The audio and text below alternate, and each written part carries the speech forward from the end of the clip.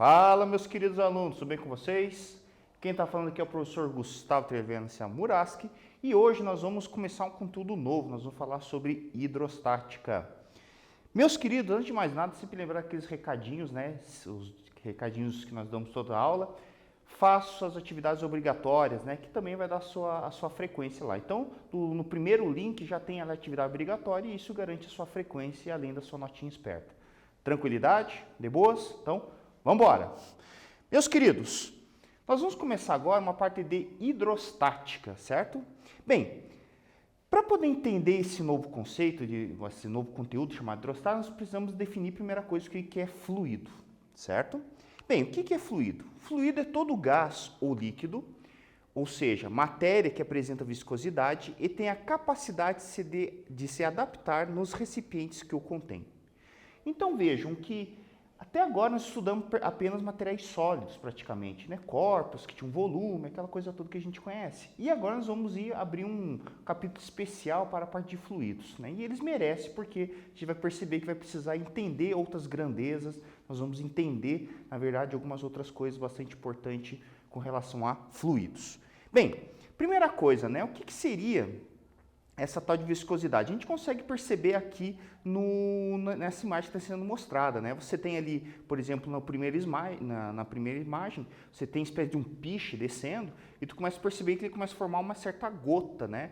Então, essa viscosidade, na realidade, ela é a principal característica dos fluidos. A gente percebe que, por exemplo, a água tem uma baixa viscosidade, enquanto que o óleo, o piche, tem uma viscosidade um pouco mais alta.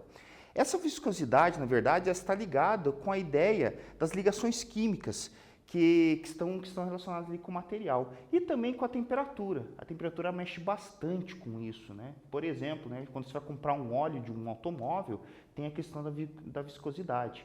Normalmente o óleo, quando ele está a uma certa temperatura, ele está um pouco mais viscoso e quando a temperatura começa a aumentar, ele fica um pouquinho mais fino, né? Certo? Bem, então a viscosidade a gente pode definir como seria a resistência ao escoamento. Tranquilo, meus queridos? Vamos lá. Bem, primeiro, né, até agora a gente falou, na verdade, sobre hidrostática, eu defini o que era fluido, mas nós vamos ter que entender o que seria essa hidrostática em si.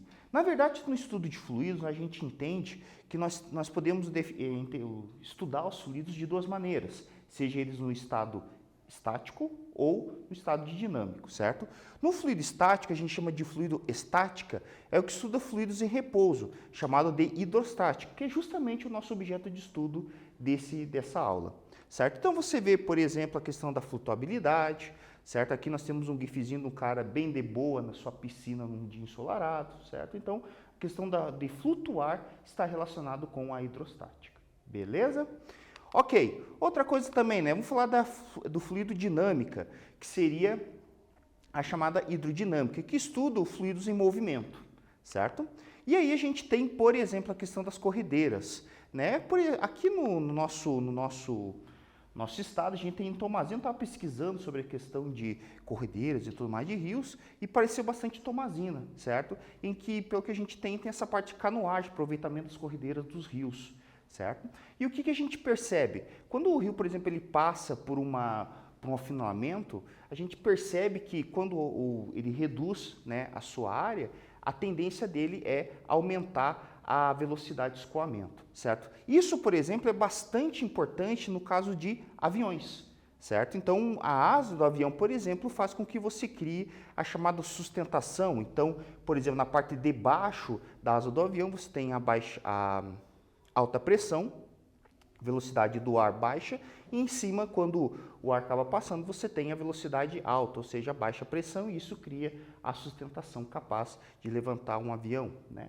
A gente analisa, por exemplo, a questão de aviões que têm a capacidade de levantar voo, por exemplo, com velocidade extremamente pequena, né, tudo mais, e tudo isso está relacionado com o estudo de fluidos, no caso do ar, ok? Bem, para começar a nossa aula, nós vamos falar um pouquinho fazer um quiz aqui com vocês.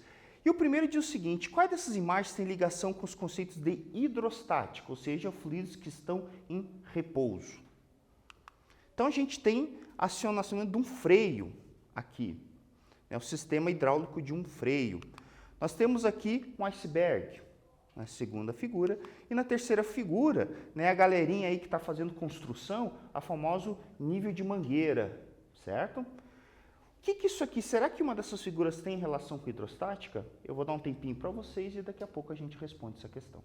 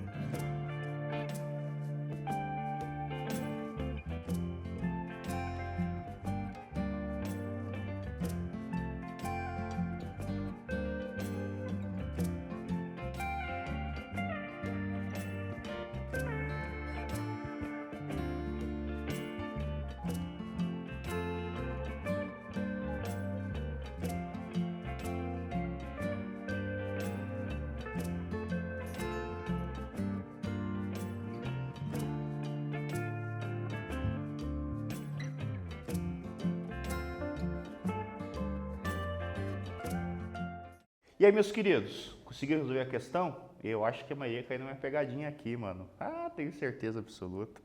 Olha aqui, ó. Então, qual dessas atividades, melhor dizendo, qual dessas situações demonstradas aqui, que seria o sistema de freio, o iceberg, né, e o nível de mangueira tem a ver com hidrostática? Resposta? Todas as alternativas, né?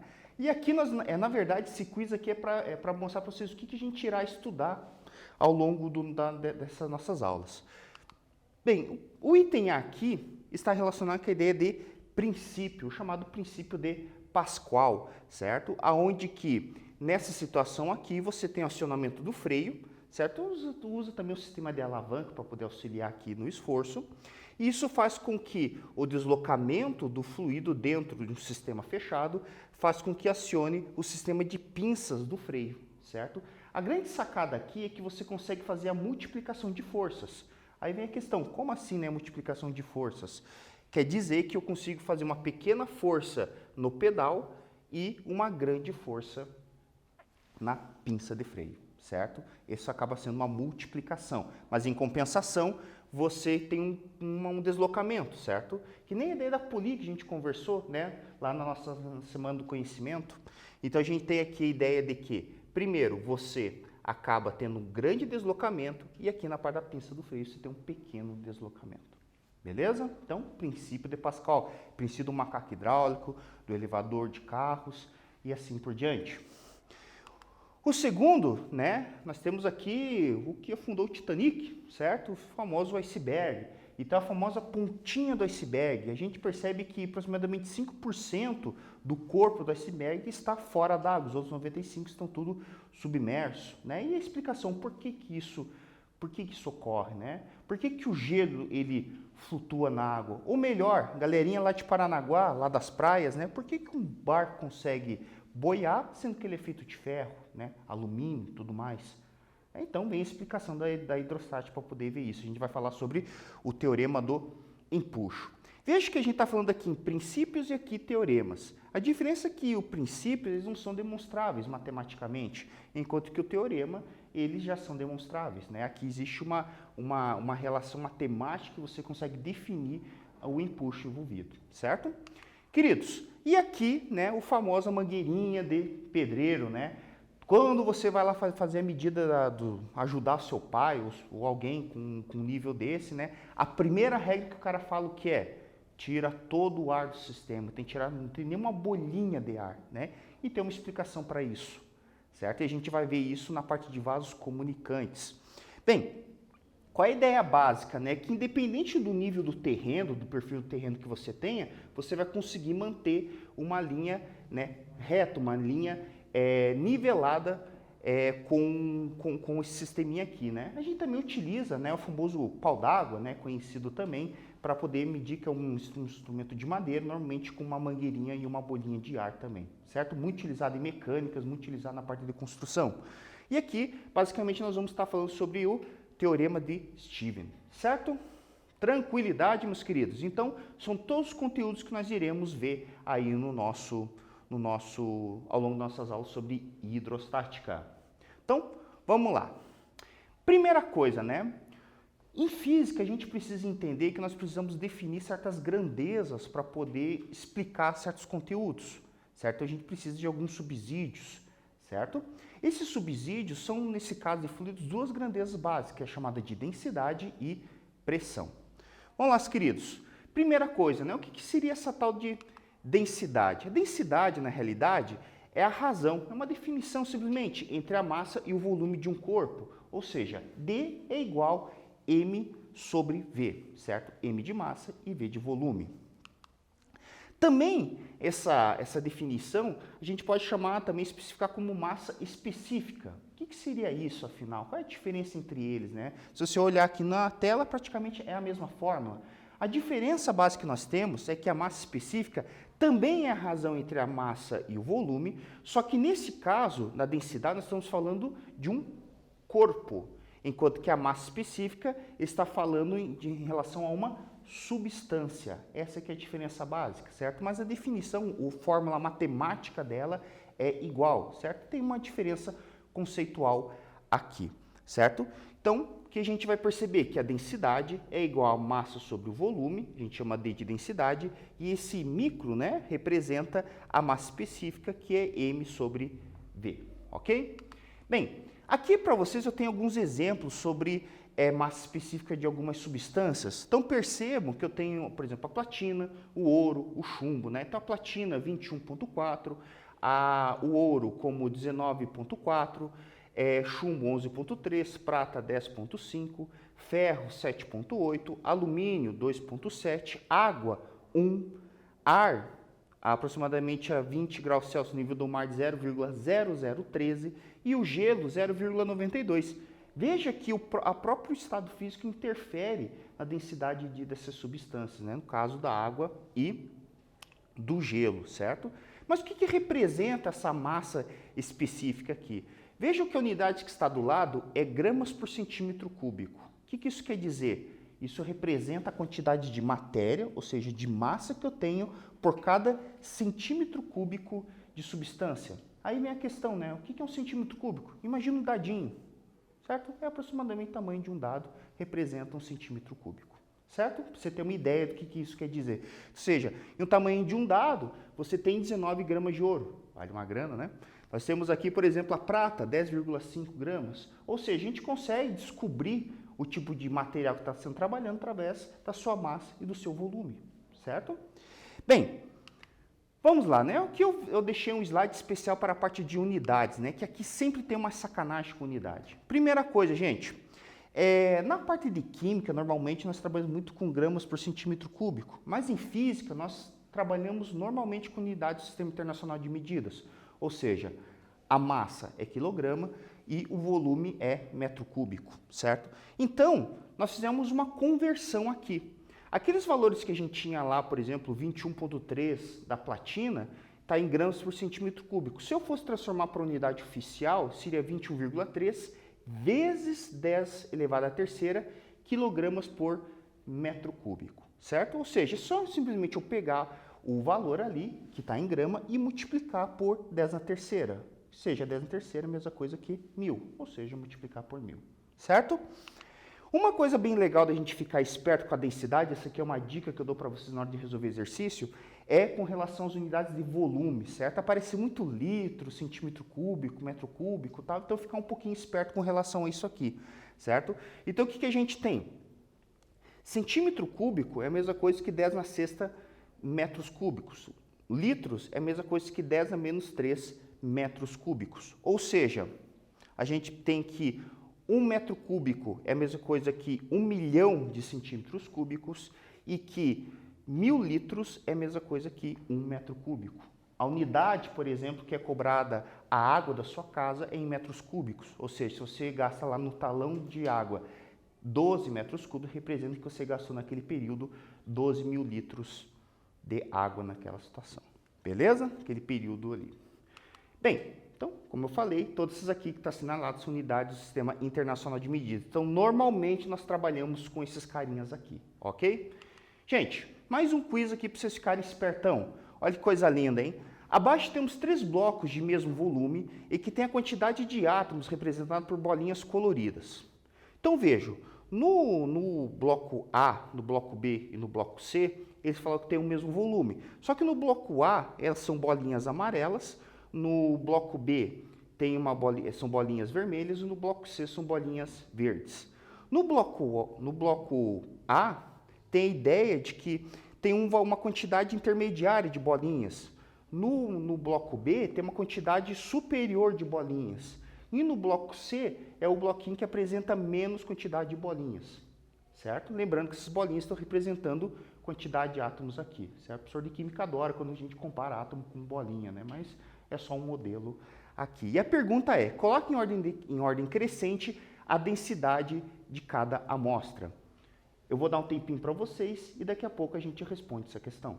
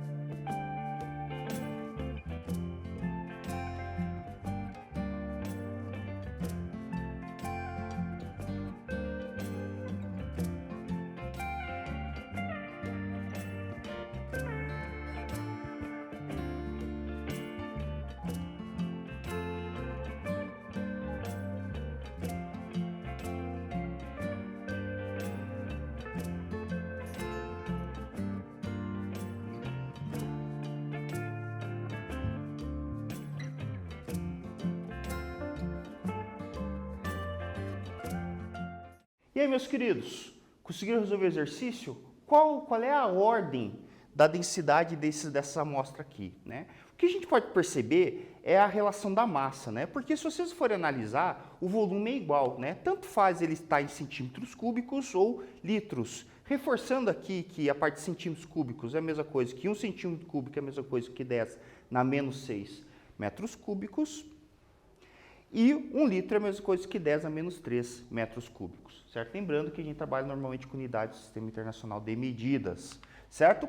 Gente, então vejo aqui, né, qual desses objetos ele é mais maçudo. Se você for observar, é o item B, né? Ele é mais maçudo porque apresenta maior quantidade de matéria pela representação que está sendo envolvida aqui.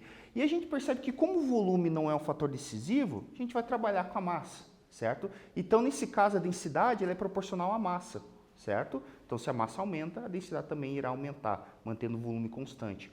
O oposto a gente vê com o volume, ou seja, aumenta o volume, diminui a massa, são inversamente proporcionais. Então, dessa forma aqui, a gente vai perceber que vai ficar da seguinte ordem. Em ordem crescente, o menos denso é o C, o intermediário é o A e o mais denso é o B. Beleza, meus queridos? Então, vamos lá, agora dando continuidade ao nosso conteúdo, vamos falar um pouquinho sobre pressão. O que representa a pressão? É a razão entre a força e a área de aplicação desta força, certo? A razão sempre representa uma divisão para nós aqui.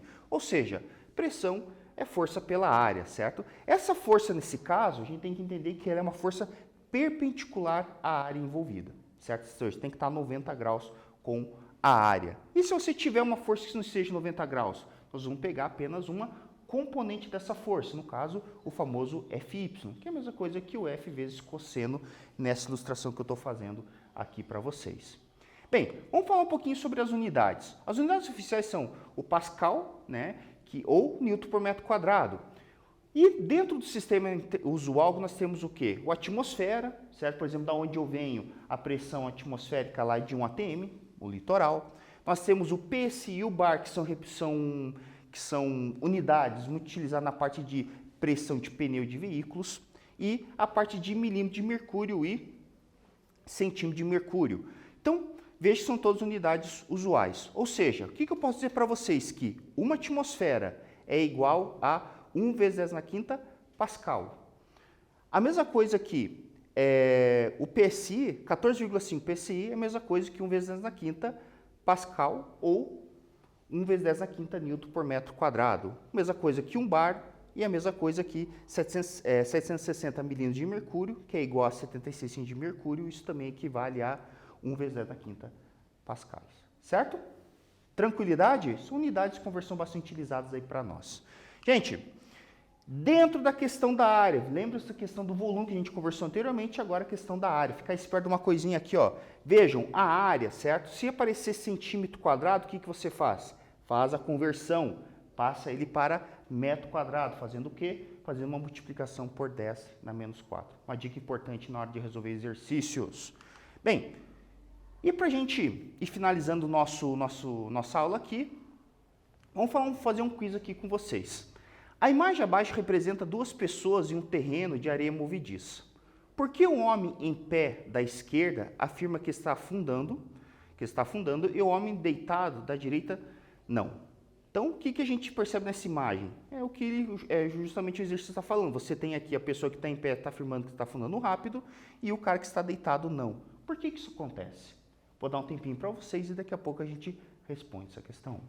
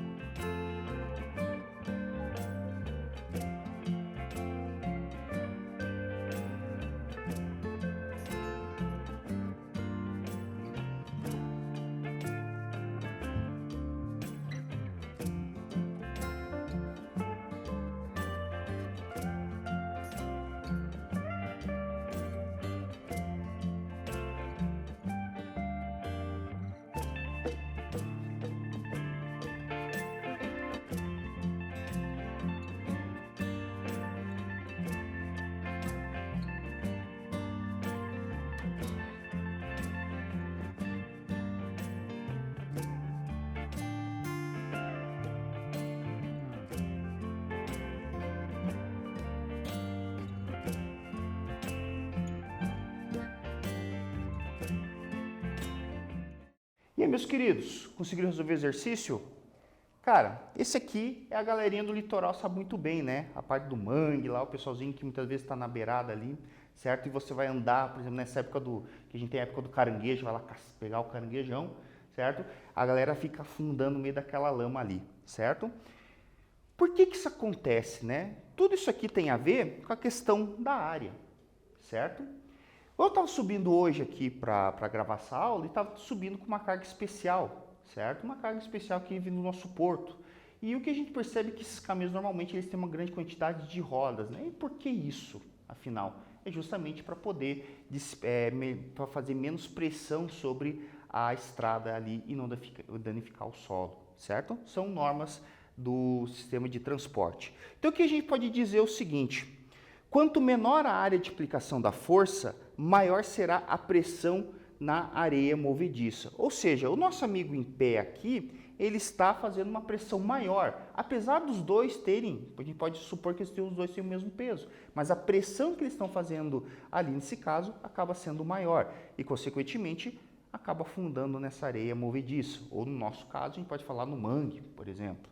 Enquanto que o cara que está deitadão aqui, não está acontecendo isso, porque ele está distribuindo seu peso em uma área maior e, consequentemente, a pressão que ele está fazendo sobre o solo acaba sendo menor. Beleza?